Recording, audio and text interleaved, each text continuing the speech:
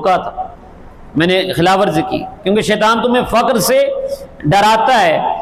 شیطان تمہیں بے حیائی کا حکم دیتا ہے اور برائی کا حکم دیتا ہے، کہتا ہے یار پیسے ہی کمانے کماؤ،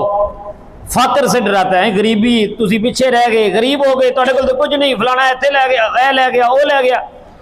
الشیطان یعدکم الفقر ویأمرکم بالفحشاء،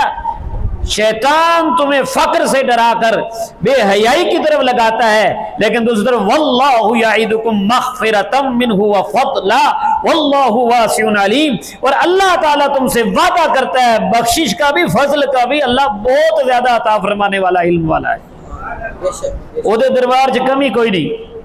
ٹھیک ہے؟ تو بھروسہ اس کی ذات پہ کرے، trust in God, trust in Allah almighty, Allah تبارک و تعالیٰ کی جو ذات ہے اس پر بھروسہ کر کے اگر آپ راہ حق پر چلتے رہیں گے،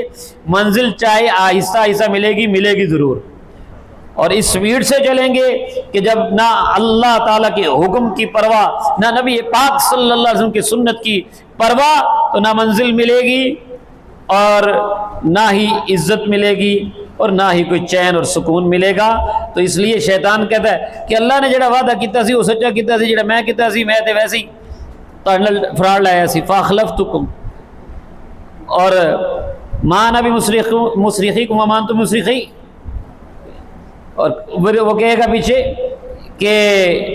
فلا تلومونی، ان مینوں نہ کچھ کہو، اے شیطان نے قیامت والے دل کہنا ہے فلا تلومونی، یہی میں نے کہا نا کہ نفس ہمارا اپنا ملتا ہے تو کام ہوتا ہے، یہ اس پر دلیل ہے۔ شیطان کہا فلا تلومونی، میری ملامت نہ کرو، مینوں کچھ نہ کہو، ولوموا انفسکم،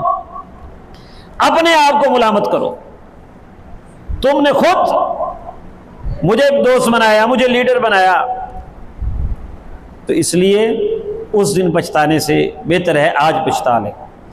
آج اپنے عمل پہ پچھتا لیں اور اپنے عمل کو درست کر کے رب کی بارگاہ میں توبہ کریں، لوٹ آئیں انشاءاللہ تبارک و تعالی۔ قرآن پاک کے اس پیغام پر اگر ہم نے عمل کیا، شیطان کے ساتھ جنگ جاری رکھی، جیسے کہ ہم اللہ کے گھر میں بیٹھے ہیں اور شیطان کے ساتھ جنگ کر رہے ہیں نا، قرآن پاک سن رہے ہیں، سمجھ رہے ہیں، تو آپ نے سارا سال کوشش کرنی ہے 5 نمازیں بھی پڑھیں، اچھی باتیں بھی سیکھیں، ہر ہفتے